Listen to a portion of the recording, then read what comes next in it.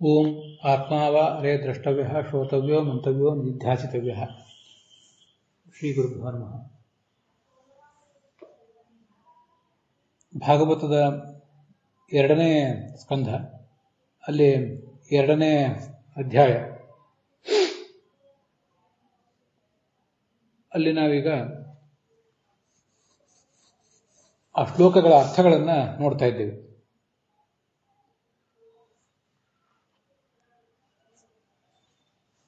ಶ್ಲೋಕದ ಸರಳವಾದಂತಹ ಒಂದು ತಾತ್ಪರ್ಯವನ್ನು ನೋಡಿ ಮುಗಿಸಿ ಇದ್ದೇವೆ. ಇನ್ನು ಮುಂದೆ ನಾವು ನೋಡಬೇಕಾದದ್ದು ಈ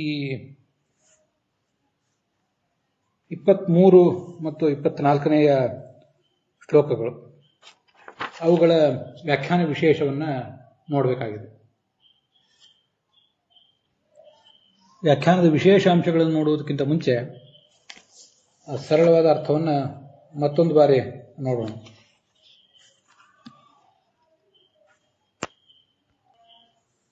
ಯದಿ ಪ್ರಯಾಸ್ಯಥ್ಯಥ ಪಾರಮೇಷ್ಠ್ಯಂ, ಆ ಶ್ಲೋಕದ ಅರ್ಥ.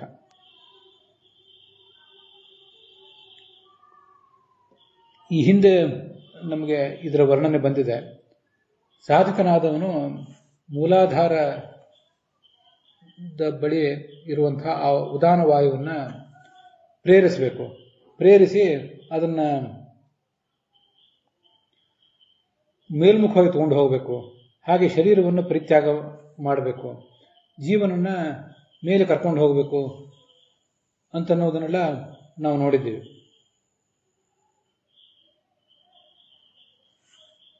ಹೀಗೆ ಶರೀರ ಪರಿತ್ಯಾಗ ಮಾಡಿದ ಮೇಲೆ ಕೆಲವರು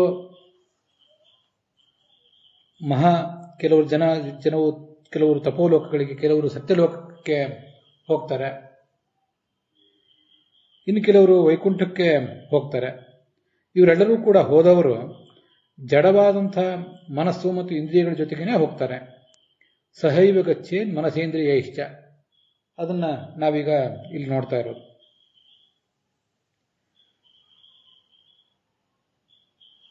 ಈ 23ನೇ ಶ್ಲೋಕಕ್ಕೆ ಸಂಬಂಧಪಟ್ಟಂತೆ ಏನು ಭಾಗವತ ತಾತ್ಪರ್ಯ ಇದೆ ಮತ್ತೆ ಅದಕ್ಕೆ ವ್ಯಾಖ್ಯಾನ ವಿಶೇಷಗಳೇನಿವೆ ಅಂತ ಅನ್ನೋದನ್ನ ಈಗ ನೋಡೋಣ. ದೇಹದಿಂದ ಹೊರಗೆ ಹೊರಟಂತಹ ಯೋಗಿಗಳಿಗೆ ಸಿಗುವ ಸ್ಥಾನ ಯಾವುದು ಅದನ್ನೀಗ ಮೊದಲು ಹೇಳ್ತಿದ್ದಾರೆ. ಬ್ರಹ್ಮನ ಲೋಕದ ಸಾಲೋಕ್ಯವನ್ನು ಪಡೀತಾನೆ. ಈ ಮುಕ್ತಿಯಲ್ಲಿ ಭಗವಂತನ ಸಾರೂಪ್ಯ ಸಾಮೀಪ್ಯ ಅಂತ ಒಂದಿರ್ತದೆ, ಅದನ್ನು ಪಡಿತಾನೆ ಅಂತ ಇಲ್ಲಿ ಹೇಳ್ತಿರುವುದಲ್ಲ. ಇಲ್ಲಿ ಹೇಳ್ತಾ ಇರುವುದು ಬ್ರಹ್ಮನ ಸಾಲೋಕ್ಯ ಅಷ್ಟೇ. ಚತುರ್ಮುಖ ಬ್ರಹ್ಮನ ಲೋಕಕ್ಕೆ ಹೋಗ್ತಾನೆ ಅಂತ ಮಾತ್ರ. ಅಲ್ಲಿ ಭಕ್ತ್ಯಾದಿ ಕಲ್ಯಾಣ ಪರಿಪಾಕೋದ್ಯೋಗಿ ಭವತಿ. ತುಂಬ ವಿಶಿಷ್ಟವಾದಂತಹ ಸಂಗತಿ. ಇಲ್ಲಿ ದೊಡ್ಡ ಪ್ರಮಾಣದ ಸಾಧನೆಯನ್ನು ಮಾಡಿದ್ದಲ್ಲದೆ ಮುಕ್ತಿಗಲ್ಲ, ಬ್ರಹ್ಮನ ಲೋಕಕ್ಕೆ ಹೋಗಿ ಅಲ್ಲಿ ಭಕ್ತ್ಯಾದಿ ಗುಣಗಳನ್ನು ಮತ್ತಷ್ಟು ಪಕ್ವಗೊಳಿಸ್ಕೋತಾರೆ. ಅದು ಆತನ ಮುಂದಿನ ಅವನಿಗೇನು ಸುಖ ಸಿಗಬೇಕಾಗಿದೆ, ಆ ಸುಖದ ಉದ್ದೇಶಕ್ಕಾಗಿ ಹೀಗೆ ಮಾಡ್ತಾನೆ.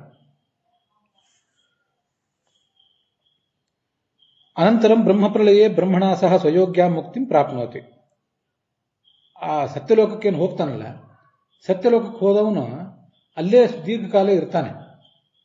ಇದ್ದು ಈಗಿನ ಏನು ಸೃಷ್ಟಿ ನಡೆದಿದೆ, ಸೃಷ್ಟಿಯೆಲ್ಲ ಮುಗಿದು ಬ್ರಹ್ಮಪ್ರಳಯ ಆದಾಗ ತನಗೆ ಯೋಗ್ಯವಾದಂತಹ ಮುಕ್ತಿಯನ್ನು ಪಡಿತಾನೆ.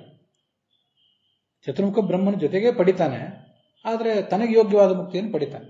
ಪ್ರತಿಯೊಬ್ಬರೂ ಕೂಡ ಹೋಗುವುದು ಮುಚ್ಚಂತೆ ಬ್ರಹ್ಮಣಾಸಹ ಅಂತ ಭಾಗವತ ತಾತ್ಪರ್ಯದಲ್ಲೇ ಒಂದೆರಡು ಕಡೆ ಈ ಉಲ್ಲೇಖ ಬಂದಿದೆ. ಇಲ್ಲೇ 2ನೇ ಅಧ್ಯಾಯದಲ್ಲೇ ಬಂದಿದೆ, ಮುಂದಿನವೂ ಕೂಡ ಒಂದು ಕಡೆ ಬಂದಿದೆ. ಪ್ರತಿಯೊಬ್ಬರೂ ಚತುರ್ಮುಖ ಬ್ರಹ್ಮನ ಜೊತೆಗೆ ಮುಕ್ತಿಯನ್ನು ಪಡೆಯುವುದು, ಮತ್ತೆ ಈಗಿನ ಸೃಷ್ಟಿ ಮುಕ್ತಾಯ ಕಂಡಾಗಲೇ ಅದನ್ನು ಪಡೆಯುವುದು. ಆದರೆ ಪ್ರತಿಯೊಬ್ಬರಿಗೂ ಅವರವರು ಯೋಗ್ಯವಾದಂತಹ ಮುಕ್ತಿಯನ್ನು ಪಡಿತಾರಷ್ಟೆ.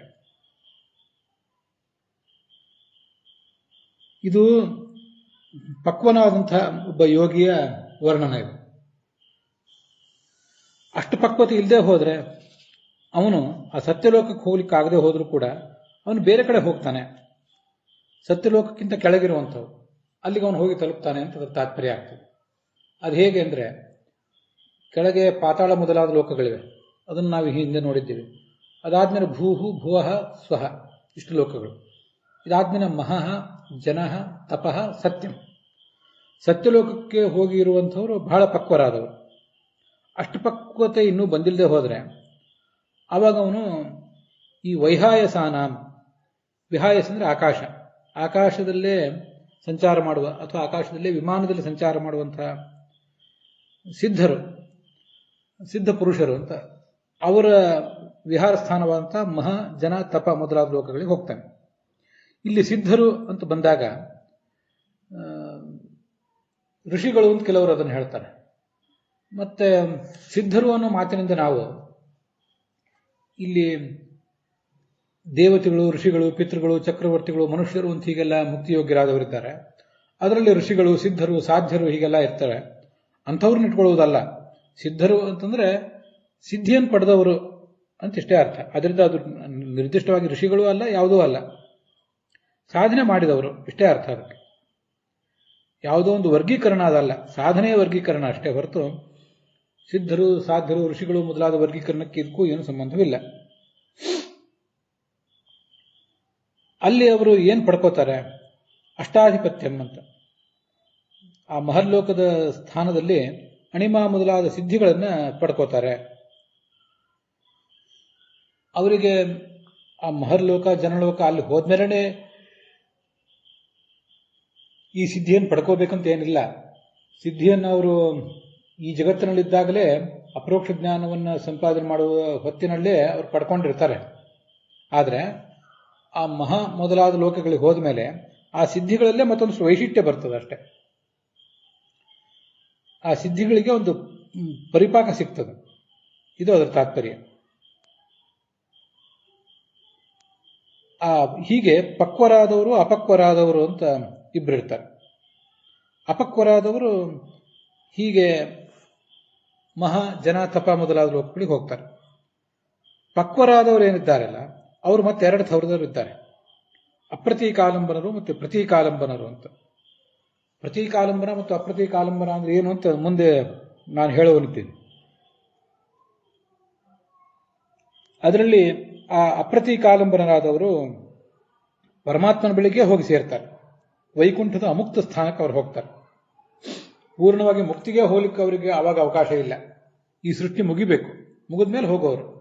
ಆದರೆ ಅವರು ಪ್ರತೀಕಾಲಂಬನರಿಗಿಂತ ಶ್ರೇಷ್ಠರಾದವರಾದ್ದರಿಂದ, ಅಪ್ರತೀಕಾಲಂಬನರಾದ್ದರಿಂದ, ಅವರ ಸಾಧನೆಯೇ ದೊಡ್ಡದಾದ್ದರಿಂದ, ಎಲ್ಲ ಕಡೆಯೂ ಭಗವಂತನನ್ನು ಕಂಡು ಸಾಧನೆ ಮಾಡಿದವರಾದ್ದರಿಂದ ಅವರು ಈ ಮುಖ್ಯ ಪ್ರಾಣನ ಅಂತರ್ಯಾಮಿಯಾದ ಪವನ ಅಂದರೆ ಮುಖ್ಯ ಪ್ರಾಣ, ಅವನ ಅಂತರ್ಯಾಮಿಯಾದ ವೈಕುಂಠನಾಥ ಭಗವಂತ, ಅವನ ಅಮುಕ್ತ ಸ್ಥಾನದಲ್ಲಿ, ಮುಕ್ತಿ ಸ್ಥಾನಕ್ಕೆ ಇನ್ನೂ ಹೋಗ್ಲಿಕ್ಕೆ ಅವಕಾಶ ಇಲ್ಲ, ಅಮುಕ್ತ ಸ್ಥಾನದಲ್ಲಿ ಇರ್ತಾನೆ. ಅಲ್ಲಿ ಆ ಭಗವಂತನ ಸಮೀಪದಲ್ಲಿ ಅವನಿರ್ತಾನೆ. ಅವನಿಗಿಂತ ಕೆಳಗಿನವನು ಪ್ರತೀಕಾಲಂಬನ. ಅವನು ಆ ವೈಕುಂಠದ ಅಮುಕ್ತ ಸ್ಥಾನಕ್ಕೆ ಹೋಗೋದಿಲ್ಲ. ಅವನು ಈ ಸತ್ಯಲೋಕದಲ್ಲೇ ಇರ್ತಾನೆ. ಈ ಪವನಾಂತರಾತ್ಮ ಅಂತ ಶ್ಲೋಕದಲ್ಲಿದೆಯಲ್ಲ, ಅದಕ್ಕೆ ಆಚಾರ್ಯರು ಎರಡು ಅರ್ಥ ಬರೆದಿದ್ದಾರೆ. ಪವನಸ್ಯ ಅಂತರಾತ್ಮಾಯ ತಂ ಪವನಶ್ಚಾಸೌ ಅಂತರಾತ್ಮ ಚ ಇತಿ ವಾ ಅಂತ. ಅದು ಬೇರೆ ಬೇರೆ ಸಾಧಕರನ್ನ ಹೇಳಿದ ಮಾತು. ಪವನನಿಗೂ ಮುಖ್ಯ ಪ್ರಾಣನಿಗೂ ಅಂತರ್ಯಾಮಿಯಾದ ಭಗವಂತ, ಅವನನ್ನು ತಲುಪುವವರು ಅಪ್ರತೀಕಾಲಂಬನರು. ಪವನನೇ ಅಂತರ್ಯಾಮಿ, ನಮ್ಮ ಅಂತರ್ಯಾಮಿ ಪವನ ಮುಖ್ಯ ಪ್ರಾಣ, ನಮಗೂ ಪರಮಾತ್ಮನಿಗೂ ನಡುವೆ ಇರುವಂತಹ ಮಾಧ್ಯಮ ಅವನು. ಆ ಮುಖ್ಯ ಪ್ರಾಣನ ಅಥವಾ ಚತುರ್ಮುಖ ಬ್ರಹ್ಮನ ಬಳಿಗೆ ಹೋಗಿ ಸೇರ್ತಾರೆ ಈ ಪ್ರತೀಕಾಲಂಬನರಾದವರು. ವಾಯು ಅಥವಾ ಬ್ರಹ್ಮ ಅವರಿಬ್ಬರು ಕೂಡ ಪವನಾಂತರಾತ್ಮರೇ. ಅವರ ಲೋಕ ಅಂದರೆ ಸತ್ಯಲೋಕ. ಅಲ್ಲಿ ವಾಯು ಮತ್ತು ಬ್ರಹ್ಮರ ಬಳಿಗೆ ಹೋಗ್ತಾನೆ ಅಂತ ತಾತ್ಪರ್ಯ. ಇದು ವಿಜಯಧ್ವಜರು ಹೇಳಿರುವಂತಹ ಅರ್ಥ.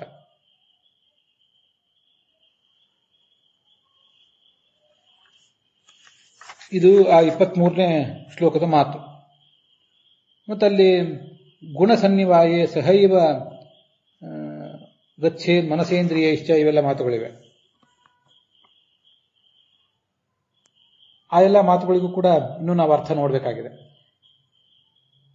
ಯೋಗೇಶ್ವರಾಣಾಂ ಗತಿಮಾಮನಂತೆ ಅದನ್ನು ಆ ಮುಂದಿನ ಶ್ಲೋಕದಲ್ಲಿ ವಿದ್ಯಾ ತಪೋಯೋಗ ಸಮಾಧಿ ಭಾಜಾಂ ಅನ್ನೋ ಮಾತುಗಳಿಗೂ ಕೂಡ ನಾವು ಅರ್ಥ ನೋಡಬೇಕಾಗಿದೆ.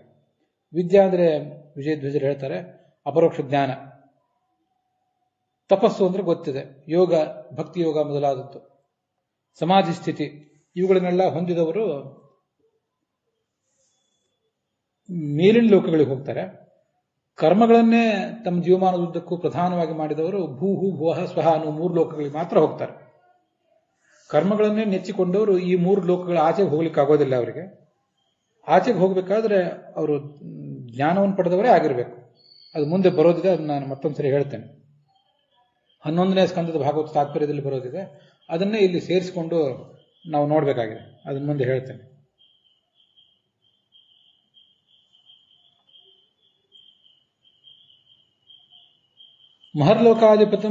ಮಹರ್ಲೋಕಾದಿಗತಂ ಕೇವಲ ಕರ್ಮಭಿ ನಾಪ್ನುವಂತೆ. ಮಹರ್ಲೋಕಾದಿ ಲೋಕಗಳಿವೆ, ಅಲ್ಲಿ ಕೇವಲ ಕರ್ಮದಿಂದ ಅದನ್ನ ತಲುಪಲಿಕ್ಕೆ ಆಗೋದೇ ಇಲ್ಲ. ಹೊರತು ಅಪರೋಕ್ಷ ಜ್ಞಾನ ಇದ್ದವರಿಗೆ ಮಾತ್ರ, ಮುಕ್ತಿಯೋಗ್ಯರಾದವರಿಗೆ ಮಾತ್ರ ಅಲ್ಲಿ ಹೋಗ್ಲಿಕ್ಕೆ ಸಾಧ್ಯ ಆಗ್ತದೆ. ಅದನ್ನ ಎಲ್ಲ ವ್ಯಾಖ್ಯಾನಕಾರರು ಕೂಡ ಸ್ಪಷ್ಟಪಡಿಸಿದ್ದಾರೆ. ಭಾಗವತ ತಾತ್ಪರ್ಯದ ಆಧಾರವಾಗಿ, ಮುಂದಿನ 11ನೇ ಸ್ಕಂದದ ಭಾಗವತ ತಾತ್ಪರ್ಯದ ಆಧಾರವಾಗಿ ಇಲ್ಲಿ ಈ ಮಾತುಗಳೆಲ್ಲ ಕೇಳಿ ಬರ್ತವೆ. ಗುಣ ಸನ್ನಿವಾಯ ಅಂತಿದೆಯಲ್ಲ, ಗುಣ ಸನ್ನಿವಾಯ ಅಂದ್ರೆ ಗುಣ ಸನ್ನಿಪಾತ ಅಂತ ಕೆಲವು ಕಡೆ ಇದೆ, ಗುಣ ಸನ್ನಿವಾಸ ಅಂತ ಇನ್ನು ಕೆಲವು ಕಡೆ ಇದೆ. 3 ಗುಣಗಳು ಅಂದ್ರೆ ಸತ್ವ ರಜಸ್ ತಮಸ್ಸು ಅನ್ನೋ 3 ಗುಣಗಳು. ಈ ಗುಣಗಳ ಆಟ ಇಲ್ಲದೇ ಇರುವುದು ಈ ಮುಕ್ತ ಲೋಕದಲ್ಲಿ ಮಾತ್ರ. ಇನ್ನು ಉಳಿದ ಎಲ್ಲ ಕಡೆಯೂ ಕೂಡ ಈ ಗುಣಗಳ ಬಂಧನ ಇದ್ದೇ ಇದೆ. ಅಂತ ಮಹರ್ಲೋಕ ಮತ್ತು ವೈಕುಂಠದ ಅಮುಕ್ತ ಸ್ಥಾನ, ವೈಕುಂಠ ಅಮುಕ್ತ ಸ್ಥಾನಾತ್ ಅಧಿಕೆ ಪ್ರದೇಶ, ಅಲ್ಲೆಲ್ಲ ಅವನು ಈ ಸಾಧಕ ಹೋಗಿರ್ತಾನೆ. ವೈಕುಂಠಕ್ಕೆ ಹೋಗಬೇಕು, ಅಲ್ಲಿಯ ಅಮುಕ್ತ ಸ್ಥಾನದಲ್ಲೇ ಇರಬೇಕು ಅಂದ್ರೆ ಅದು ಅಪ್ರತೀಕಾಲಂಬನರಿಗೆ. ಪ್ರತೀಕಾಲಂಬನರಿಗೆ ಈ ಸತ್ಯಲೋಕಕ್ಕಿಂತ ಮೇಲೆ ಹೋಗ್ಲಿಕ್ಕಾಗೋದಿಲ್ಲ. ಇವರೆಲ್ಲರೂ ಕೂಡ ಅವರು ವೈಕುಂಠದ ಅಮುಕ್ತ ಸ್ಥಾನಕ್ಕೆ ಹೋಗಲಿ, ಸತ್ಯಲೋಕಕ್ಕೆ ಹೋಗಲಿ, ಅವರಿಗೆ ಈ ಜಡವಾದ ಮನಸ್ಸು, ಜಡವಾದ ಇಂದ್ರಿಯಗಳು ಇವೆಲ್ಲ ಇದ್ದೇ ಇರ್ತವೆ. ಸ್ವರೂಪ ಶರೀರದಲ್ಲಿಯೇ ಇಂದ್ರಿಯಗಳಂತೂ ಇದ್ದೇ ಇವೆ. ಆದರೆ ನಮಗೆ ಸ್ವರೂಪ ಶರೀರಕ್ಕೆ ಆವರಕವಾಗಿ ಲಿಂಗ ಶರೀರ ಇದೆ, ಲಿಂಗ ಶರೀರಕ್ಕೆ ಆವರಕವಾಗಿ ಅನಿರುದ್ಧ ಶರೀರ ಇದೆ, ಅದಕ್ಕೆ ಆವರಕವಾಗಿ ನಮ್ಮ ತಂದೆ ತಾಯಿಂದ ಬಂದಿರುವಂತಹ ಭೌತ ಶರೀರ ಇದೆ. ಆ ಲಿಂಗ ಶರೀರದಲ್ಲಿ ಏನು ಆ ಜಡವಾದ ಇಂದ್ರಿಯಗಳಿರ್ತವೆ, ಜಡವಾದ ಮನಸ್ಸು ಅವೆಲ್ಲ ಇನ್ನೂ ಇದ್ದೇ ಇರ್ತವೆ. ಜಡವಾದ ಇಂದ್ರಿಯಗಳಿಂದ ಅವನಿಗೆ ಪೂರ್ಣವಾಗಿ ಬಿಡುಗಡೆ ಇರೋದಿಲ್ಲ. ಇಲ್ಲಿ ಒಂದು ಗಮನಿಸಬೇಕು, ತಂದೆ ತಾಯಿಂದ್ರಿಂದ ನಮಗೊಂದು ಈ ದೇಹ ಬಂದಿದೆ. ನನ್ನ ಕಣ್ಣು, ನನ್ನ ಮೂಗು, ದೇಹ, ಅದರ ಬಣ್ಣ, ಎತ್ತರ ಇತ್ಯಾದಿ ಎಲ್ಲ ನಮ್ಮ ತಂದೆ ತಾಯಿಂದ್ರಿಂದ ವಂಶವಾಹಿಗಳ ಮೂಲಕ ನನಗೆ ಬಂದಿರ್ತದೆ. ಇನ್ನು ಕೆಲವರಿಗೆ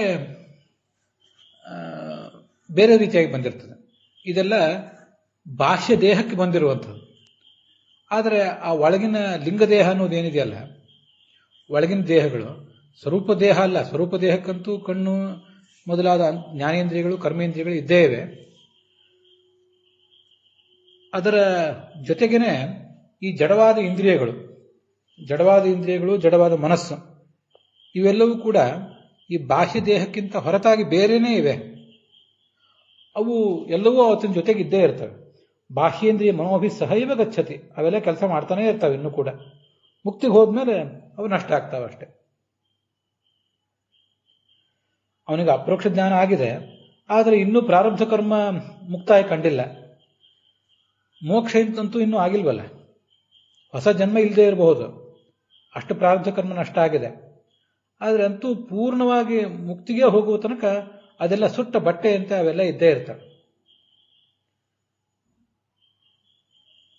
ಮುಂದೆ ಆ ಗುಣಸನ್ನಿವಾಯ ಅಂತ ಅನ್ನೋದಕ್ಕೆ 2 ಅರ್ಥ ಬರೀತಾರೆ ವಿಜಯಧ್ವಜರು. ಈ ಮಹರ್ಲೋಕಾದಿಗಳನ್ನು ತಗೊಂಡ್ರೆ ಅವು ಈ ಸತ್ವರಜಸ್ಸು ತಮಸ್ಸು ಅನ್ನುವ 3 ಗುಣಗಳ ಸನ್ನಿವೇಶ ಇರುವಂತಹ ಒಂದು ಕಾಂಬಿನೇಷನ್ ಇರುವಂತಹ ಲೋಕಗಳು. ಮುಕ್ತ ಸ್ಥಾನ ಏನಿದೆ ಅದು ಜ್ಞಾನ, ಭಕ್ತಿ ಮೊದಲಾದ ಗುಣಗಳ ಕಾಂಬಿನೇಷನ್ ಇರುವಂತಹ ಜಾಗ. ಅಲ್ಲಿ ಈ ಜಡವಾದ ಮನಸ್ಸು, ಜಡವಾದ ಇಂದ್ರಿಯ ಯಾವುದೂ ಇರೋದಿಲ್ಲ. ಕೇವಲ ಚಿನ್ಮಯವಾದ ಇಂದ್ರಿಯ ಮಾತ್ರ ಅಲ್ಲಿರ್ತದೆ. ಯಾಕೆಂದ್ರೆ ಆವಾಗ ಲಿಂಗದೇಹವು ಹೊರಟೋಗಿಬಿಟ್ಟಿರ್ತದೆ. ಮುಕ್ತಿಗೆ ಹೋಗುವವರೆಗೂ ಲಿಂಗದೇಹ ಅಂತ ಅನ್ನೋದು ಮನುಷ್ಯನಿಗೆ ಅಂಟಿಕೊಂಡೇ ಇರ್ತದೆ. ಅನಾದಿ ಕಾಲದಿಂದ ಅದೆಲ್ಲ ಇದ್ದೇ ಇರ್ತದೆ. ಈ ಅಂಥ ಕೆಲವು ಇಂದ್ರಿಯಗಳು, ಜಡವಾದ ಇಂದ್ರಿಯಗಳು, ಜಡವಾದ ಮನಸ್ಸು, ಅದ್ರ ಬಗ್ಗೆ ಎಲ್ಲ ಇನ್ನೂ ಕೂಡ ಮುಂದೆ ಬರುವುದಿದೆ. ಜಡವಾದ ಮನಸ್ಸಿನ ಬಗ್ಗೆ ಇಲ್ಲೇ ಬಂದಿದೆ. ಚಿನ್ಮಾತ್ರಾಣಿ ಇಂದ್ರಿಯಾಣ್ಯಾಹು ಮುಕ್ತಾನಾಂ ಅನ್ಯದೈವತೋ ತಾನ್ಯೇವ ಜಡಯುಕ್ತಾನಿ ಹಿ ಅಭಿನ್ನಾನಿ ಸ್ವರೂಪತಃ ಅಂತ ಬ್ರಹ್ಮಪುರಾಣದ ಮಾತನ್ನ ಆಚಾರ್ಯರು ಉದ್ಧರಿಸ್ತಾರೆ. ಈ ಚಿನ್ಮಾತ್ರ ಕೇವಲ ಚಿನ್ಮಯವಾದಂತಹ ಇಂದ್ರಿಯಗಳು ಅವೆಲ್ಲ ಮುಕ್ತರಿಗೆ ಮಾತ್ರ ಇರ್ತವೆ. ಇನ್ನೂ ಮುಕ್ತಿಯನ್ನು ಪಡೆದೇ ಇದ್ದವರಿಗೆ ಆ ಕೇವಲ ಚಿನ್ಮಯವಾದಂತಹ ಇಂದ್ರಿಯಗಳು ಇರೋದಿಲ್ಲ. ಆ ಚಿನ್ಮಯವಾದ ಇಂದ್ರಿಯಗಳ ಜೊತೆಗೆ ಜಡವಾದಂತಹ ಇಂದ್ರಿಯಗಳು ಸೇರಿಕೊಂಡೇ ಇರ್ತವೆ. ಈ ಇದಕ್ಕೊಂದು ನಾವು ಗಣಕಯಂತ್ರದ ಉದಾಹರಣೆ ತಗೊಳ್ಬಹುದು. ನಮಗೀಗ ನಾವಿರುವ ಪರಿಸ್ಥಿತಿಯಲ್ಲಿ ಗಣಕಯಂತ್ರ ಮೊದಲಾದ ಯಂತ್ರಗಳು ಇಲ್ಲದೆ ಹೋದರೆ ನಮಗೆ ಏನೂ ಕೆಲಸ ಮಾಡಲಿಕ್ಕಾಗೋದಿಲ್ಲ. ಆದರೆ ಆ ಗಣಕಯಂತ್ರಕ್ಕೆ ಸ್ವಯಂ ಬುದ್ಧಿ ಇಲ್ಲ. ಗಣಕಯಂತ್ರವನ್ನು ತಯಾರು ಮಾಡಿದವನು ಅಲ್ಲೇನೊಂದು ಬುದ್ಧಿಯನ್ನು ಅದಕ್ಕೆ ಫೀಡ್ ಮಾಡಿರ್ತಾನೆ. ಅದರ ಮೂಲಕನೇ ಅದು ನಮಗೆ ಸಹಾಯಕ ಆಗುವಂತೆ ಅದರ ಡಿಸೈನಿಂಗ್ ಇರ್ತದೆ. ಆ ಥರ ಕೆಲಸ ಆಗ್ತಾ ಹೋಗ್ತದಷ್ಟೇ. ಅದಿಲ್ಲದೆ ಹೋದರೆ, ಆ ಜಡವಾದ ಕಂಪ್ಯೂಟರ್ ಇಲ್ಲದೆ ಹೋದರೆ ನಮ್ಗೆ ಕೆಲಸ ಆಗೋದಿಲ್ಲ. ನಾವು ಅದಕ್ಕೆ ನಮ್ಮ ಬುದ್ಧಿಮತ್ತಿಕೆಯನ್ನು ಮೊದಲೇ ಫೀಡ್ ಮಾಡದೆ ಹೋದರೆ ಅದೊಂದು ಕೇವಲ ಪ್ಲಾಸ್ಟಿಕ್ನ ಡಬ್ಬಿ ಮಾತ್ರ ಆದೀತಷ್ಟೇ. ಹೀಗೆ ವ್ಯತ್ಯಾಸ ಇರ್ತದೆ. ಆದ್ದರಿಂದ ಈ ಜಡವಾದ ಇಂದ್ರಿಯಗಳು, ಮನಸ್ಸು ನಮಗೆ ಬೇಕು. ಅವಕ್ಕೆ ಚೈತನ್ಯ ಬೇಕು. ಇಲ್ಲದೆ ಹೋದರೆ ಯಾವುದೂ ಕೆಲಸ ಆಗೋದಿಲ್ಲ ಅಂತ ಒಟ್ಟು ಅಭಿಪ್ರಾಯ ಆಗ್ತದೆ.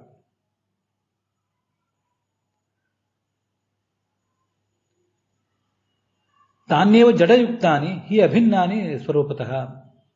ಇದೇ ಇಂದ್ರಿಯಗಳು ಸಂಸಾರದಲ್ಲಿದ್ದಾಗ ಚಿನ್ಮಾತ್ರ ಇಂದ್ರಿಯಗಳು ಇರ್ತವೆ, ಆದರೆ ಅವು ಕೆಲಸ ಮಾಡ್ತಿರೋದಿಲ್ಲ. ಚಿನ್ಮಯವಾದ ಇಂದ್ರಿಯಗಳು ಜಡವಾದ ಇಂದ್ರಿಯಗಳ ಜೊತೆ ಸಮ್ಮಿಶ್ರ ಆಗಿರ್ತವೆ ಅಂತಿಷ್ಟು ಅದರ ಅಭಿಪ್ರಾಯ. ಕೆಲವು ಕಡೆ ವಿಭಿನ್ನಾನಿ ಅಂತ ಪಾಠ ಇರ್ತದೆ. ಅದಷ್ಟು ಉಚಿತವಾದ ಪಾಠ ಅಲ್ಲ, ಅದನ್ನು ಬಿಟ್ಟುಬಿಡಬೇಕು. ಅಭಿನ್ನಾನಿ ಅಂತ ಪಾಠವೇ ಹೆಚ್ಚು ಯೋಗ್ಯವಾದ್ದು.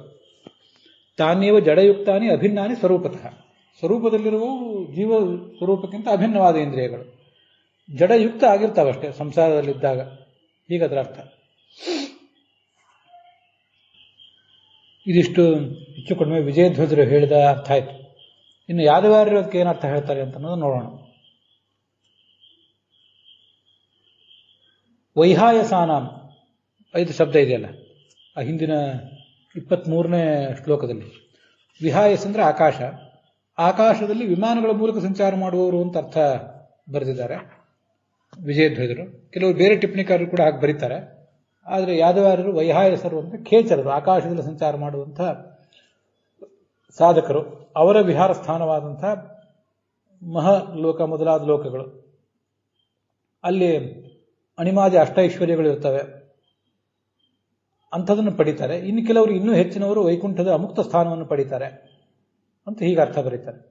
ಈ ಗುಣಸನ್ನಿವಾಯ ಅಥವಾ ಗುಣಸನ್ನಿವಾಸ ಅಂತೇನಿದೆಯಲ್ಲ, ಅದಕ್ಕೆ ಒಬ್ಬೊಬ್ಬರು ಒಂದೊಂದು ರೀತಿ ಅರ್ಥ ಬರೆದಿದ್ದಾರೆ. ಅದೇ ಅಲ್ಲಿ ಸಮಸ್ಯೆ ಆಗೋದು.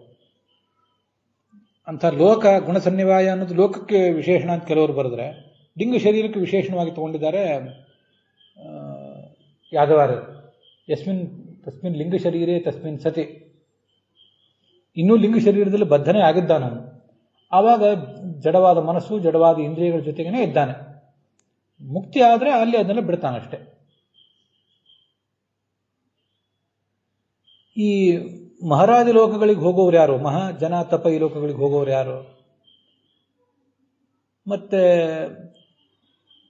ಇನ್ನೂ ಹೆಚ್ಚಿನ ಸ್ಥಾನಕ್ಕೆ ಹೋಗೋವನು ಯಾರು?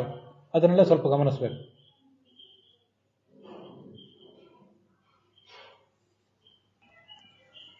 ವಿಶ್ವಗನ್ಯ ಉತ್ಕ್ರಮಣೇ ಭವಂತಿ ಅಂತ ಯಾದವಾರ್ಯರು ಒಂದು ಮಾತು ಉದ್ಧರಿಸಿದ್ದಾರೆ. ಇದು ನಾವು ಈ ಹಿಂದೆ ನೋಡಿದ್ದೀವಿ. ಛಾಂದೋಗ್ಯ ಉಪನಿಷತ್ತಿನ 8ನೇ ಅಧ್ಯಾಯದಲ್ಲಿ 6ನೇ ಖಂಡದ ಅಂತ್ಯಭಾಗದಲ್ಲಿ ಬರುವ ಮಂತ್ರ ಇದು.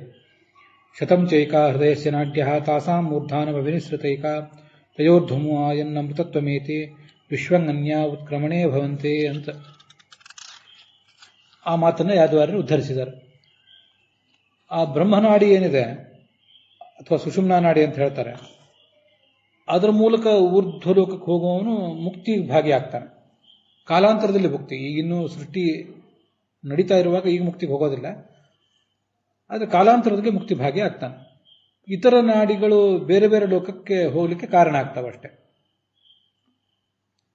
ಇತರ ನಾಡಿಗಳಿಂದ ಹೋಗುವವರು ಈ ಮಹಾರಾಜ ಲೋಕಗಳಿಗೆ ಹೋಗ್ತಾರೆ ಅಂತ ಯಾದವಾರ್ಯರು ಅರ್ಥ ಬರೆದಿದ್ದಾರೆ. ಬ್ರಹ್ಮನಾಡಿಯಿಂದ ಹೋಗುವವನು ಆ ಮುಕ್ತಿಗೆ ಹೋಗ್ತಾನೆ, ಸದ್ಯವೇ ಹೋಗದೆ ಹೋದ್ರು ಅಮುಕ್ತ ಸ್ಥಾನಕ್ಕಾದ್ರೂ ಹೋಗ್ತಾನೆ. ಅಪ್ರತಿಕಾಲಂಬನರು ಯಾರು, ಪ್ರತಿಕಾಲಂಬನರು ಯಾರು ಅಂತ ಅನ್ನೋದು ನಾನು ಮುಂದೆ ಹೇಳ್ತೇನೆ ಅಂತ ಹೇಳಿದ್ದೇನೆ.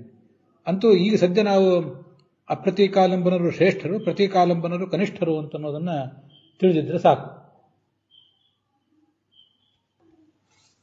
ಯೋಗೇಶ್ವರಾಣಾಂ ಗತಿಮಾಮನಂತಿ ಅಂತಿದೆಯಲ್ಲ, ಅಲ್ಲಿ ಯೋಗ ಅಂದ್ರೆ ಯೋಗೇಶ್ವರರು ಅಂದ್ರೆ ಯೋಗದಿಂದ ಈಶ್ವರರಾದವರು. ಈಶ್ವರ ಅಂದ್ರೆ ದೊಡ್ಡವರು, ಶ್ರೇಷ್ಠ ಸಾಧನೆ ಮಾಡಿದವರು, ಯೋಗ ಸಾಧ್ಯವಾದಂತಹ ಐಶ್ವರ್ಯವನ್ನೆಲ್ಲವೂ ಹೊಂದಿದವರು ಅಂತ ಅದರ ತಾತ್ಪರ್ಯ. ಈಯು ಸ್ತ್ರೀನ್ ಕರ್ಮಣಾ ಲೋಕಾನ್ ಜ್ಞಾನೇನೈವ ತದುತ್ತರಾನ್ ತತ್ರ ಮುಖ್ಯಾ ಹರಿಂ ಯಾಂತಿ ತದನ್ಯೇ ವಾಯುಮೇವತು ಅಪಕ್ವಾ ಯೇನ ತೇ ಯಾಂತಿ ವಾಯುಂ ವಾ ಹರಿಮೇವ ಸ್ಥಾನಮಾಶ್ರಾಸ್ಥಿತಾಸ್ತೇತು ಪುನರ್ಜನಿ ವಿವರ್ಜಿತಾಃ ಇತಿ ಬ್ರಹ್ಮತರ್ಕೆ. ಕರ್ಮದಿಂದ ಸಿಗುವ ಲೋಕಗಳು ಯಾವುದು ಮತ್ತೆ ಜ್ಞಾನದಿಂದ ಸಿಗುವ ಲೋಕ ಯಾವುದು ಅಂತ ಅನ್ನೋದನ್ನು ಆಚಾರ್ಯರು ಭಾಗವತ ತಾತ್ಪರ್ಯದಲ್ಲಿ ಬ್ರಹ್ಮತರ್ಕವನ್ನು ಉದ್ಧರಿಸುವ ಮೂಲಕ ವರ್ಣನೆ ಮಾಡ್ತಾರೆ. ಭೂಹು ಭುವಃ ಸ್ವಹ ಈ ಮೂರು ಲೋಕಗಳಿಗೆ ವಿಶೇಷತಃ ಅದರಲ್ಲೂ ಸ್ವರ್ಗಕ್ಕೆ ಹೋಗುವವರು ಕರ್ಮದ ಸಾಧನೆ ಮಾಡಿದವರು, ಕರ್ಮದ ಮುನ್ನೇ ನೆಚ್ಚಿಕೊಂಡು ಅದರಲ್ಲೂ ಸಕಾಮ ಕರ್ಮ ಇತ್ಯಾದಿಗಳನ್ನು ಮಾಡಿದವರು ಈ ಮೂರು ಲೋಕಗಳಿಗೆ ಹೋಗ್ತಾರಷ್ಟೇ. ಅದಕ್ಕಿಂತ ಮೇಲೆ ಹೋಗ್ಲಿಕ್ಕಾಗೋದಿಲ್ಲ. ಅದರ ಮುಂದೆ ಬರುವಂತಹ ಮಹಾಜನ ತಪ ಇತ್ಯಾದಿಗಳನ್ನು ಅವರು ಜ್ಞಾನದಿಂದಲೇ ಪಡಿಬೇಕಾಗ್ತದೆ, ಭಕ್ತಿಯಿಂದಲೇ ಪಡಿಬೇಕಾಗ್ತದೆ. ಅಲ್ಲಿಗೆ ಹೋಗುವವರಿಗೆ ಮುಕ್ತಿಯೋಗ್ಯರಾದವರಿಗೆ ಮಾತ್ರ ಸಾಧ್ಯ. ಸ್ವರ್ಗಕ್ಕೆ ಮುಕ್ತಿಯೋಗ್ಯರಲ್ಲದೆ ಇದ್ದವರು ಕೂಡ ಹೋಗಬಹುದು. ಏನೇನೊಂದಿಷ್ಟು ಸದ್ಗುಣ, ಒಂದಿಷ್ಟು ಸತ್ಕಾರ್ಯ ಮಾಡಿರ್ತಾರೆ, ಆ ಸತ್ಕಾರ್ಯದ ಫಲವಾಗಿ ಸ್ವರ್ಗಕ್ಕೆ ಹೋಗ್ತಾರೆ. ಸತ್ಕಾರ್ಯದ ಒಂದು ಅವಶೇಷ ಮುಗಿದಾಗ ಅಲ್ಲಿಂದ ಮರಳಿ ಬರ್ತಾರೆ. ಇದು ಮುಕ್ತಿಯೋಗ್ಯರಲ್ಲದೆ ಇದ್ದವರಿಗೂ ಸ್ವರ್ಗಕ್ಕೆ ಹೋಗುವುದು ಸಾಧ್ಯ. ಆದರೆ ಸ್ವರ್ಗ ದಾಟಿ ಮಹಾ ಇತ್ಯಾದಿ ಲೋಕಗಳಿಗೆ ಹೋಗಬೇಕಾದ್ರೆ ಮುಕ್ತಿಯೋಗ್ಯರಿಗೆ ಮಾತ್ರ ಸಾಧ್ಯ, ಭಕ್ತಾದಿ ಪರಿಪಾಕ ಇದ್ದವರಿಗೆ ಮಾತ್ರ ಸಾಧ್ಯ ಅಂತ ಅದರ ತಾತ್ಪರ್ಯ. ಜ್ಞಾನೇನೇವು ತದುತ್ತರ. ಅದರಲ್ಲಿಯೂ ಮುಖ್ಯರಾದವರು ಭಗವಂತನ ಬಳಿಗೆ ಹೋಗ್ತಾರೆ. ತದನ್ನೇ ಅಂದ್ರೆ ಅಮುಖ್ಯರಾದವರು ವಾಯುವಿನ ಬಳಿಗೆ ಹೋಗ್ತಾರೆ ಅಂತ ಬಂದಿದ್ದಾರೆ. ಅಲ್ಲಿ ಮುಖ್ಯರಾದವರು ಅಂದರೆ ಅಪ್ರತಿಕಾಲಂಬನರು, ತದನ್ನೇ ಅಂದ್ರೆ ಅಮುಖ್ಯರಾದವರು ಪ್ರತಿಕಾಲಂಬನರು ಅಂತ ಹೀಗದರ ತಾತ್ಪರ್ಯ. ಮುಖ್ಯರಾದಂತಹ ಅಪ್ರತಿಕಾಲಂಬನರು ಹರಿಂವ್ಯಾಂತಿ ಅಂತ ಬಂದಿದೆ. ಅಲ್ಲಿ ಭಗವಂತನನ್ನು ಹೋಗಿ ತಲುಪ್ತಾರೆ ಅಂತ. ಭಗವಂತನ ತಲುಪುವುದು ಅಂದರೆ ಮುಕ್ತಿಯಲ್ಲಿ ಹೇಗೆ ತಲುಪ್ತಾರೋ ಆ ಥರ ಪೂರ್ಣವಾದ ಭಗವಂತನ ಸಾಮೀಪ್ಯ ಅಲ್ಲ ಅಲ್ಲಿ. ಇದು ಅಮುಕ್ತ ಸ್ಥಾನ, ಅಮುಕ್ತ ಸ್ಥಾನದಲ್ಲಿರುವ ಭಗವಂತನನ್ನು ಅವರು ತಲುಪ್ತಾರೆ ಅಂತ ನಾವು ತಿಳ್ಕೊಳ್ಬೇಕಷ್ಟೆ. ಯಾಕೆಂದ್ರೆ ಈಗಾಗಲೇ ನಾವು ನೋಡಿದ್ವಿ, ಸೃಷ್ಟಿಯನ್ನು ಮುಕ್ತಾಯ ಕಂಡಿಲ್ಲ, ಆದ್ರಿಂದ ಈಗ ಅವರಿಗೆ ಮುಕ್ತಿಗೆ ಹೋಗ್ಲಿಕ್ಕೆ ಆಗೋದಿಲ್ಲ. ಅಮುಕ್ತ ಸ್ಥಾನಕ್ಕೆ ಮಾತ್ರ ಅವ್ರು ಹೋಗಿರ್ತಾರೆ. ಹರಿಂವ್ಯಾಂತಿ ಅಂತಿದೆ, ಹರಿಯನ್ನು ಹೋಗಿ ತಲುಪ್ತಾರೆ ಅಂತಿದೆ. ಆದರೆ ಮುಂದೆ ಇಲ್ಲೇ 30ನೇ ಶ್ಲೋಕದಲ್ಲಿ ಮುಚ್ಚಂತೆ ಬ್ರಹ್ಮಣಾಸಹ ಅಂತ ಬರ್ತದೆ. ಬ್ರಹ್ಮನ ಜೊತೆಗೆ ಎಲ್ರಿಗೂ ಮುಕ್ತಿ ಅಂತ. 30ನೇ ಶ್ಲೋಕದಲ್ಲಿ ನಯತ್ರ ಶೋಕೋ ನ ಜರಾ ನ ಮೃತ್ಯು ನಾಧಿರ್ನ ಚೋದ್ವೇಗ ರತೆ ಕುತಶ್ಚಿತ್ ಅಂತ ಶ್ಲೋಕ. ಅಲ್ಲಿ ಮುಚ್ಚಂತೆ ಬ್ರಹ್ಮಣಾಸಹ ಅಂತ ವಾಮನ ಪುರಾಣದ ಮತ್ತೊಂದು ಮಾತನ್ನು ಆಚಾರ್ಯರು ಉದ್ಧರಿಸಿದ್ದಾರೆ. ಎಲ್ಲರೂ ಕೂಡ ಈ ಚತುರ್ಮುಖ ಬ್ರಹ್ಮನ ಸೃಷ್ಟಿ ಮುಕ್ತಾಯ ಕಂಡ ಮೇಲೆ ಆವಾಗ ಚತುರ್ಮುಖ ಬ್ರಹ್ಮನ ಜೊತೆಗೆ ಮುಕ್ತಿ ಆಗಬೇಕು. ಅವರಿಗೆ ಅಷ್ಟು ಕಾಲ ಅವ್ರು ಕಾಯಬೇಕು. ಆದ್ರಿಂದ ಮುಕ್ತ ಸ್ಥಾನಕ್ಕೆ ಹೋಗಬೇಕು ಅಂದ್ರೆ ಇನ್ನೂ ವಿಳಂಬ ಇದೆ. ಈಗ ಅವರು ಹೋಗಿ ತಲುಪುವುದು ಅಮುಕ್ತ ಸ್ಥಾನಕ್ಕೆ ಮಾತ್ರ ಅಂತ ಅದರ ತಾತ್ಪರ್ಯ. ಈ ಅಮುಕ್ತ ಸ್ಥಾನದ ಬಗ್ಗೆನೇ ಮಹಾಭಾರತ ತಾತ್ಪರ್ಯ ನಿರ್ಣಯದಲ್ಲಿ ಒಂದು ಉಲ್ಲೇಖ ಇದೆ. ಬೇರೆ ಕಡೆಯೂ ಇರಬಹುದು, ನಾನೀಗ ಸಂಗ್ರಹಿಸಿದಾಗ ನನಗೆ ಕಂಡದ್ದು ಈ ಕೆಲವು ಮಾತ್ರ. ಮಹಾಭಾರತ ತಾತ್ಪರ್ಯ ನಿರ್ಣಯದ 16ನೇ ಅಧ್ಯಾಯದಲ್ಲಿ 4ನೇ ಶ್ಲೋಕ. ತತ್ರ ದುಗ್ಧಾಪ್ತೋ ಸಂಸ್ಥಿತಸ್ಥೈ ಸುರಾಜ್ಯೈ ಪೂಜಾಂ ಪ್ರಾಪ್ತು ಸ್ಥಾನಮೇಷಾಂ ಚ ಯೋಗ್ಯಂ ಮುಕ್ತಸ್ಥಾನಾದಾಪ ನಾರಾಯಣೋಜಃ ಬಲಿಶ್ಚಾಗ ತತ್ರ ಸಂದ್ರಷ್ಟು ಮೀಶಂ. ಈ ಕ್ಷೀರಸಾಗರದಲ್ಲೇ ಮುಕ್ತ ಸ್ಥಾನ ಒಂದು ಬೇರೆ ಇದೆ, ಅಮುಕ್ತ ಸ್ಥಾನ ಮತ್ತೊಂದು ಬೇರೆ ಇದೆ. ಆ ಅಮುಕ್ತ ಸ್ಥಾನದಲ್ಲಿರುವಂತಹ ಕೆಲವರು ದೇವತೆಗಳು ಮೊದಲಾದವರು ಇದ್ದಾರೆ. ಅವರು ಯಾರು ಅಂತ ನಾನು ಅಪ್ರತೀಕಾಲಂಬರಾದವರು ಯಾರು ಅಂತ ಮುಂದೆ ಹೇಳ್ತೇನೆ ಅಂತ ಹೇಳಿದೆ. ಬ್ರಹ್ಮಸೂತ್ರ ಭಾಷ್ಯದಲ್ಲಿ ಬರೋದಿದೆ, ಅದನ್ನು ನಾನು ಮುಂದೆ ಹೇಳುವನಿದ್ದೇನೆ. ಈ ಭಗವಂತ ಮುಕ್ತ ಸ್ಥಾನದಲ್ಲಿ ಆ ಜಾಗದಿಂದ ಅಮುಕ್ತ ಸ್ಥಾನಕ್ಕೆ ಬರ್ತಾನೆ. ಯಾಕೆಂದ್ರೆ ಅಮುಕ್ತರಾದ ದೇವತೆಗಳ ಸೇವಾ ಸ್ವೀಕಾರ ಮಾಡಬೇಕಾಗಿದೆ ಅವನಿಗೆ. ಭಗವಂತ ಯಾವಾಗ ಮುಕ್ತ ಸ್ಥಾನವನ್ನು ಬಿಟ್ಟು ಅಮುಕ್ತ ಸ್ಥಾನಕ್ಕೆ ಬರ್ತಾನೆ ಅಂತ ಅವ್ರು ಕಾಯ್ತಾ ಇರ್ತಾರೆ. ಭಗವಂತ ಎರಡೂ ಕಡೆ ಇರಬಲ್ಲ, ಆದರೆ ಈ ಅಮುಕ್ತರಾದ ದೇವತೆಗಳಿಗೆ ಆ ಮುಕ್ತ ಸ್ಥಾನಕ್ಕೆ ಹೋಗ್ಲಿಕ್ಕೆ ಅವಕಾಶ ಇಲ್ಲ. ಆದ್ರಿಂದ ಯೇಷಾಂ ಯೋಗ್ಯಂ, ಇವರಿಗೆ ಇಂಥ ದೇವತೆಗಳಿಗೂ ಜೀವನ್ಮುಕ್ತರಾಗಿದ್ದಾರೆ, ಅಪ್ರತೀಕಾಲಂಬನರಾಗಿದ್ದಾರೆ, ತನ್ನನ್ನು ಬಂದು ಸೇರಿದ್ದಾರೆ, ಆದರೆ ಅಮುಕ್ತ ಸ್ಥಾನದಲ್ಲಿದ್ದಾರೆ. ಅವರಿಗೆ ಯೋಗ್ಯವಾದ ಸ್ಥಾನ ಅಂದರೆ ಅಮುಕ್ತ ಸ್ಥಾನ. ಆ ಅಮುಕ್ತ ಸ್ಥಾನಕ್ಕೆ ಅವನು ಮುಕ್ತ ಸ್ಥಾನದಿಂದ ಬಂದ. ಅಲ್ಲಿಯೇ ಬಲಿ ಚಕ್ರವರ್ತಿಯು ಬಂದ. ಈ ದೇವತೆಗಳು, ಅಲ್ಲಿದ್ದಂತಹ ದೇವತೆಗಳಿಗೆ, ಅಮುಕ್ತ ಸ್ಥಾನದಲ್ಲಿದ್ದಂತಹ ಅಮುಕ್ತರಾದ ದೇವತೆಗಳಿಗೆಲ್ಲರಿಗೂ ಕೂಡ ಭಗವಂತ ಹೇಳಿದಂತೆ, ಎಲ್ಲರೂ ಕಣ್ಣು ಮುಚ್ಚಿ ಮಲ್ಕೊಳ್ರಿ ಅಂತ. ಎಲ್ಲರೂ ಕೂಡ ತಮ್ಮ ತಮ್ಮ ಪರ್ಯಂಕಗಳಲ್ಲಿ ಮಲಗಿಬಿಟ್ರು. ಆಗ ಇವನು ಎಲ್ಲರೂ ಮಲ್ಕೊಂಡಿದ್ದಾನೆ, ನನಗಿದು ಒಳ್ಳೆಯ ಸಂಧಿ ಅಂತ ಆಲೋಚನೆ ಮಾಡಿ ಆ ಭಗವಂತನ ಕಿರೀಟವನ್ನು ಕದ್ದ. ಅದನ್ನು ತಗೊಂಡು ಹೋಗಿ ಕೃಷ್ಣನ ತಲೆ ಮೇಲೆ ಗರುಡ ಇಡುವಂಥ ಪ್ರಸಂಗ ಬಂತು. ಗರುಡ ಪಾತಾಳಕ್ಕೆ ಹೋಗಿ ಆ ಬಲಿಯನ್ನು ಗೆದ್ದು ಕಿರೀಟವನ್ನು ತಗೊಂಡು ಕೃಷ್ಣ ಮತ್ತು ಬಲರಾಮರಿಬ್ಬರು ಕೂಡ ಗೋಮಂತ ಪರ್ವತದಲ್ಲಿ ಏನಿದ್ರು ಅವರ ತಲೆ ಮೇಲೆ ಅದನ್ನು ಇಟ್ಟುಬಿಟ್ಟ ಅಂತ ಅಲ್ಲಿ ಉಲ್ಲೇಖ ಕೇಳಿ ಬರ್ತದೆ. ಹೀಗೆ ಅಮುಕ್ತ ಸ್ಥಾನ ಅಂತ ಅನ್ನೋದು ಇದ್ರ ಬಗ್ಗೆ ತಾತ್ಪರ್ಯ ನಿರ್ಣಯದಲ್ಲಿ 16ನೇ ಅಧ್ಯಾಯದಲ್ಲಿ ಒಂದು ಉಲ್ಲೇಖ ಇದೆ. ಇನ್ನು ಸರ್ವಮೂಲದಲ್ಲಿ ಬೇರೆ ಬೇರೆ ಕಡೆ ಉಲ್ಲೇಖ ಇರ್ತವೆ. ಅದನ್ನ ನಾವೀಗ ಹೇಳಬೇಕಾಯ್ತು. ಹಾಗಾದ್ರೆ ತದನ್ಯೇ ಪ್ರತೀಕಾಲಂಬನರು ಆದವರು ಅಪ್ರತೀಕಾಲಂಬನರಿಗಿಂತ ಮುಖ್ಯರಾದವರು, ಅದಕ್ಕಿಂತ ಭಿನ್ನರಾದವರು. ಅಪ್ರತೀಕಾಲಂಬನರು ಮುಖ್ಯರು, ಅಪ್ರತೀಕಾಲಂಬನರಲ್ಲದೇ ಇದ್ದವರು ಪ್ರತೀಕಾಲಂಬನರು ಅಮುಖ್ಯರು. ಅವರು ವಾಯುವನ್ನೇ ಬಂದು ತಲುಪ್ತಾರೆ ಅಂತದ ತಾತ್ಪರ್ಯ. ಬ್ರಹ್ಮನಾಡಿಗಿಂತ ಬೇರೆ ನಾಡಿಗಳಲ್ಲಿ ಉತ್ಕ್ರಮಣ ಹೊಂದಿದವರು ಬ್ರಹ್ಮನನ್ನು, ಚತುರ್ಮುಖ ಬ್ರಹ್ಮನನ್ನು ಹೊಂದೋದಿಲ್ಲ, ಹರಿಯನ್ನೂ ಹೊಂದೋದಿಲ್ಲ, ಮಹಾರಾಜ ಲೋಕಗಳಲ್ಲಿ ಇರ್ತಾರಷ್ಟೆ. ಮಹಾಜನ ತಪ, ಅಲ್ಲಿ ಚತುರ್ಮುಖ ಬ್ರಹ್ಮನೂ ಸಿಗೋದಿಲ್ಲ, ಸತ್ಯಲೋಕದಲ್ಲೇ ಅವನು ಸಿಗ್ತಾನೆ. ಆದರೆ ಇವರೆಲ್ಲರಿಗೂ ಕೂಡ ಮಹರ್ಲೋಕ ಒಂದು ತಲುಪಿಬಿಟ್ರೆ ಇನ್ನೆಂದೂ ಹುಟ್ಟು ಇಲ್ಲ ಅಂತಾನೆ ತಾತ್ಪರ್ಯ. ಬ್ರಹ್ಮನಾಡಿಯಿಂದ ಉತ್ಕ್ರಮಣ ಹೊಂದಿದಂತಹ ಅಪ್ರತೀಕಾಲಂಬನ ದೇವತೆಗಳಿಗೆ ವೈಕುಂಠದ ಅಥವಾ ಭಗವಂತನ ಲೋಕದ ಅಮುಕ್ತ ಸ್ಥಾನದ ಪ್ರಾಪ್ತಿ. ಅದೇ ಆ ಸುಷುಮ್ನಾ ನಾಡಿ ಏನಿದೆ ಅದರ ಒಂದು ಪ್ರಭೇದದಿಂದ, ಪ್ರಕಾಶಿನಿ ಅಂತ ಅದನ್ನು ಹೇಳ್ತಾರೆ ಸತ್ತತ್ವರತ್ನಮಾಲಾದಲ್ಲಿ, ಅದರ ಮೂಲಕ ಉತ್ಕ್ರಮಣ ಹೊಂದಿದವರಿಗೆ ಸತ್ಯಲೋಕ ಪ್ರಾಪ್ತಿ ಆಗ್ತದೆ. ಅದಾದ್ಮೇಲೆ ಕಾಲಕ್ರಮೇಣ ವಿಷ್ಣು ಲೋಕಕ್ಕೆ ಹೋಗ್ತಾರಷ್ಟೆ. ಪಿಂಗಲ ಮೊದಲಾದ ನಾಡಿಗಳಿಂದ ಉತ್ಕ್ರಮಣ ಹೊಂದಿದವರಿಗೆ ತಪ, ಜನ, ಮಹಾಜನ ತಪ ಇತ್ಯಾದಿ ಲೋಕಗಳಿಗೆ ಮಾತ್ರ ಪ್ರವೇಶ. ಇಷ್ಟು ವಿಷಯಗಳನ್ನು ಈಗ ಹೇಳಿದ್ದೇನೆ. ಇನ್ನೂ ಕೂಡ ನಾವು ಪ್ರತೀಕಾಲಂಬನ, ಅಪ್ರತೀಕಾಲಂಬನ ಅದರ ಬಗ್ಗೆ ಮುಂದಿನ ಭಾಗದಲ್ಲಿ ನೋಡಬೇಕಾಗಿದೆ. ನಾಡಿಯ ಪ್ರಭೇದಗಳು ಅದರ ಬಗ್ಗೆನೂ ಕೂಡ ಇನ್ನೊಂದು ಬಾರಿ ನಾವು ಅನುವಾದ ನೋಡಬೇಕಾಗಿದೆ. ಮತ್ತೆ ವಿದ್ಯಾ, ತಪಸ್ಸು, ಯೋಗ ಅಂತನ್ನುವುದು ಏನು ಅಂತನ್ನೋದು ನೋಡಬೇಕಾಗಿದೆ. ಅದನ್ನೆಲ್ಲ ಮುಂದಿನ ಭಾಗದಲ್ಲಿ ನೋಡೋಣ.